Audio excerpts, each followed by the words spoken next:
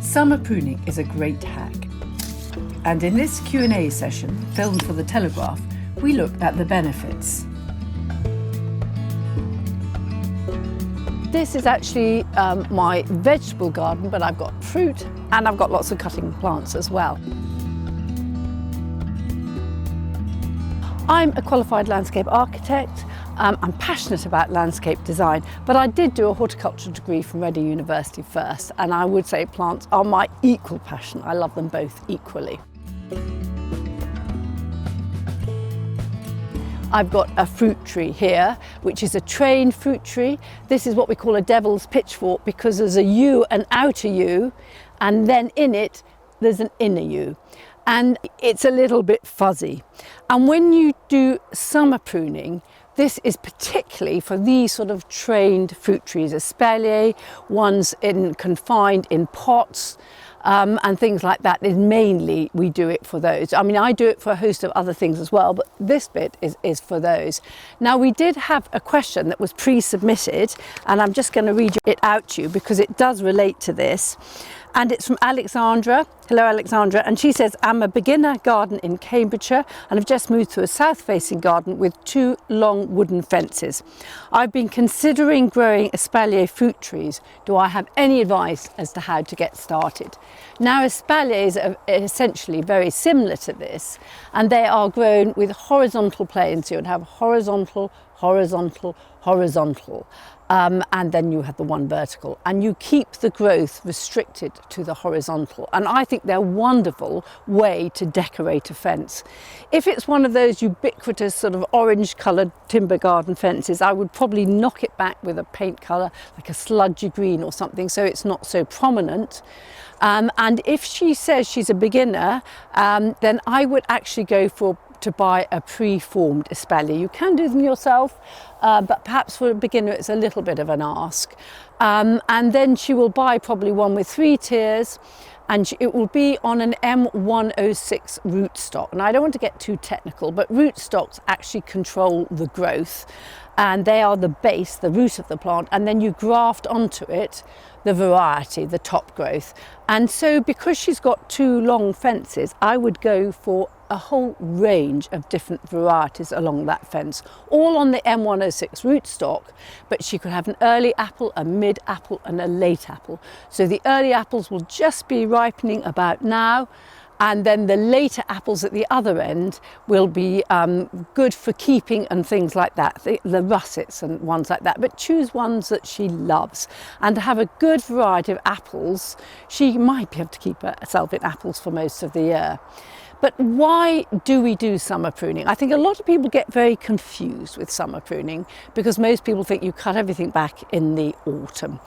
But the actual reason that we do summer pruning is because we want to create more fruiting buds as opposed to vegetative buds. I don't know if any of you have actually gone into an overgrown orchard and hacked it back like mad in the winter, and then the next growing season you get a mass of watery young shoots because it just goes bonkers. It puts on lots and lots of vegetative growth. Now, if conversely you cut back at this time of year, so it's really the end of August, beginning of September, it should really almost be called autumn pruning, then you will make the tree produce more fruit buds than vegetative buds, so you will get more fruit. And those fruit buds are a rounder, fatter bud than a vegetative bud, which is much slimmer. So with these, obviously, you want lots of fruit and you don't want a mass of feathery growth because it just looks a mess. So that is why you do it now. That's one reason. The other good reason is I want more sunshine to come to my apples. So if I cut back a lot of these tall, straggly growths, I will get more sun and they will ripen better. So that's another very good reason to do it. And also, it's for decoration. You want to keep the form of the plant, you want to keep it restrained, so that's another reason you cut it back. And so I'm going to actually start cutting them back now. And with these, you can see all this growth is actually all made this year. It's very whippy growth. And so I'm going to cut it right back. And there is actually, on most things, a crown of basil leaves around the bottom of the new growth. And if you cut to a bud, a slanting bud, just to that point, a bud and then a slanting cut, just to that point. You always cut slanting towards the bud to slide the water off it and to keep it growing. And it is a very quick job. It's quite a nice job. I'm using a pair of nice secateurs. I'm not being overly careful. All these things coming from the base I don't want. This is obviously just the rootstock, because you can see it's quite different. And it's going here, so I want to cut that right back because I don't want the rootstock taking over. I want to have the actual grafted thing on the top of it. This plant, I don't actually know what variety it is. It came from a skip at Chelsea. All these 4 trees came from a Chelsea garden. And they are lovely specimens, but they are never labelled. And you see it just quickly neatens up the whole tree. Now I have also got some taller ones which are actually grown as espaliers, but they're on a trunk. So they're like a pleach tree. So I've got a long trunk and then I've got them at the top. And those are quite an interesting form. People don't realise that you can get fruit trees like that as well. Now I'll quickly go on over it like that. But if I've got the top ones, and I think 2 things that I really like for pruning, slightly high things, are my little paparazzi ladders, which I love because they're light and they're fairly stable, and it means you can just do things without being at a really awkward angle and stretching, and you can see what you're doing better. So I love those. And I also have these, which are my favourites, which are these lovely long handle ones. Now you can see the tie on this has gone, but these are really nice. They take a little bit of coordination to start with, and they haven't been shut, as you can see. I've just missed that one, but if I can get in there, and they work really nicely. And now all these bits that come off, I will actually not be chucking them on the compost heap. They will go to the cattle and the sheep, and they just love them. So what other things do I summer prune at this time of year? I've got apple trees in baseless pots, and they are on a very dwarfing rootstock, so they would be M27, because you really don't want them to go big. And so those I will come on and I will actually cut back again where they've got too big, so I'm restricting them. And any that aren't growing so well, I will probably leave for a winter prune, because that will encourage them to make more vegetative growth, so they will get bigger. And the same really with these family apple trees. It's a common problem that people have is they have a family apple tree, so that's one rootstock, and on it are grafted 4 different varieties. So you might have a russet, a coccinelle, orange pippin, Granny Smith and a golden delicious. And what happens is usually the variety that's growing nearer the sun, or the most vigorous variety, will grow huge, and the other 3 will look rather pitiful in comparison. So when you're pruning something like that, I don't really time things that well. I will just go, and when any one is looking too vigorous, I'll just snip it back. And then hopefully you'll keep the whole thing in balance. But you need just to use your judgment with something like that, and don't get too hidebound by doing things at the time of year. Just go at it whenever you feel like it. The other thing that I think it is important to remember with pruning is that they always say growth follows the knife. And what that means is if you've got a shrub, and again one side is performing massively and the other side looks a bit sad, you would actually go and cut back the side that's not growing so well more than you would the side that's growing well. So it's totally counterintuitive. And this is because where you cut, it will shoot and grow more. So by cutting it, you're spurring growth. And that is the reason why we are actually cutting it now. We're cutting these the fruit trees late August, early September, because if we cut now, it's past the warm period, coming past the warm period, so we're not going to spur new vegetative growth. It's going to make sure it all sets into fruiting growth. And so by cutting, you do trigger growth if it's at a growing season time of year. So the other thing that I'm going to cut probably this weekend is I've got a yew hedge which I planted from some tall, straggly specimens that were thrown out at a nursery. And so I'm actually going to, I've got, instead of a hedge, I've got basically a series of hedging plants. And so what I'm going to do is I'm going to cut round inside the plant. So people often cut a hedge on the outsides to make the hedge go nice and flat, but they don't cut the bits between the two plants where they don't meet up. But if you do cut the insides, or i.e. all round the plants, you'll make those shoot and you'll make the hedge knit together. And then for something like that, I'll obviously use a hedge cutter, which I love. I have a lovely cordless hedge cutter, and this is a breeze. I could just do this one here. And the bigger, I find these bigger hedge cutters on these little shapes are much nicer to use. It's easier to get a nice shape. And these are really light because they're cordless. It's got the battery that's recharged. So I'll use that for my hedge cutting. For my quince trees, which is another plant that I prune now, I've got some lovely quince trees, Sidonia oblonga, in my courtyard. They're ornamental. Quince are absolutely renowned for being rather unruly shape. And because we've had a very wet summer, really comparatively, they have grown a lot. So what I'm going to do now is I'm going to cut them back. I'm going to open them out. I'm going to let more light into the plants I've got growing underneath because they're getting a bit shaded out.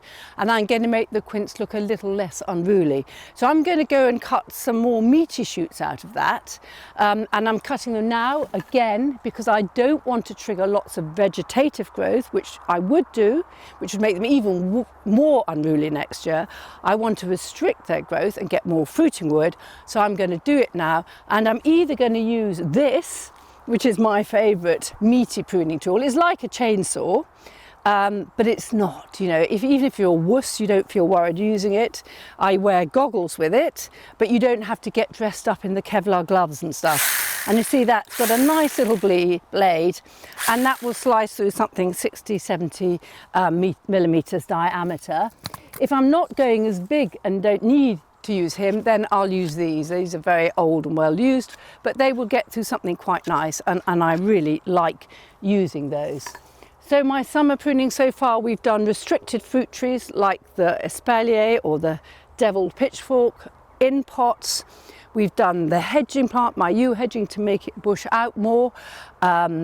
We've done my quince trees, and then other ornamental trees. So in my garden, because we've had this wet summer, a lot of my trees and things have got quite overblown. We've got lots of new extension growth, and they basically, if we then get lots of autumn winter storms, they're going to get torn away.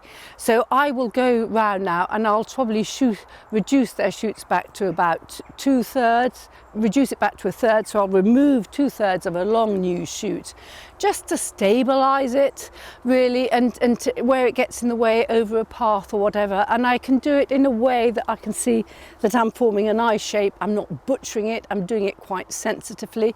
And even in my orchard, which I can just see over there, my new orchard, I can see there's a lot of new growth this year, probably too much, and I want to reduce it back. So even on my main freestanding orchard trees, I'm going to go this weekend and I'm going to cut out some of those long growths that I can see over there.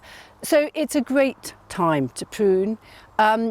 Feel confident. In nature, nothing gets pruned apart from by the wind. It knocks out dead bits of wood and things like that. So don't get too hide-bounded. If you do it wrong one year, then you won't do it wrong another year.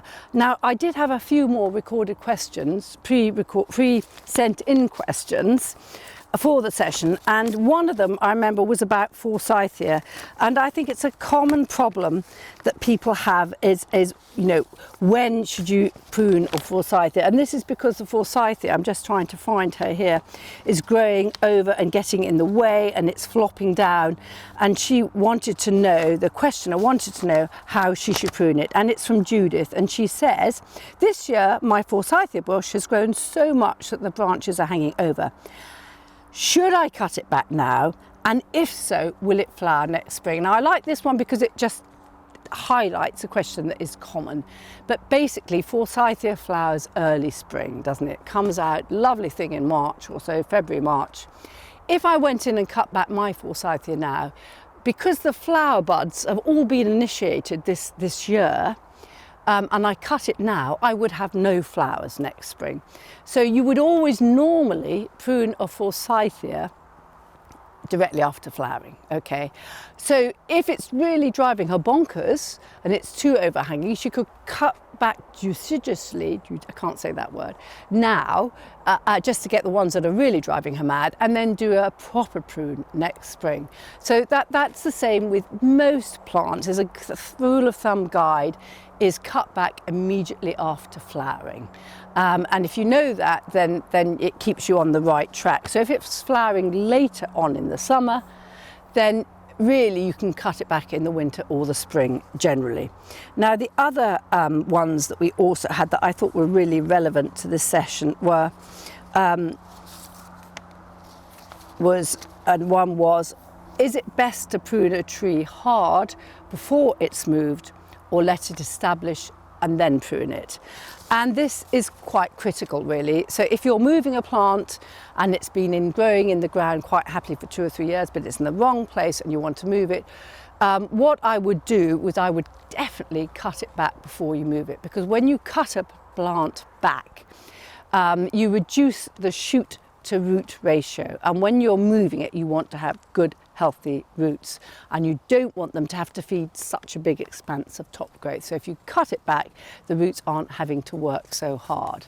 So I would cut it back quite heavily, and if it's a really big shrub that's been in there for a long time, 5, 6, 10 years, I would root prune it by spading all the way around the circle, or maybe just a half circle 1 year, and then spade prune around the other roots the next year, and then the following year lift it. So that's for a really big one. And then when you lift it, you sever the roots underneath. And so then it's got less trauma. But things are root pruned in nurseries all the time. And there was another question from someone who said that she had planted lots of plants. So that one was from ML, that question about pruning a tree. So there you are, ML, there's your answer. And then someone else said that she'd planted lots of trees about 3 years ago, and she wanted to divide the herbaceous plants that were growing around them. Let me just try and find that one. And the question was if she, here it is, it's from Kate. Hi, Kate. I want to lift and divide plants in some of my borders, but tree roots are in the way. I'm nervous of cutting through them for fear of damaging the trees, which were planted 3 years ago. So I wouldn't worry. People root prune trees all the time in the nursery trade because they want to have nice, compact, confined roots for when they move the plants. That's assuming they're not container grown.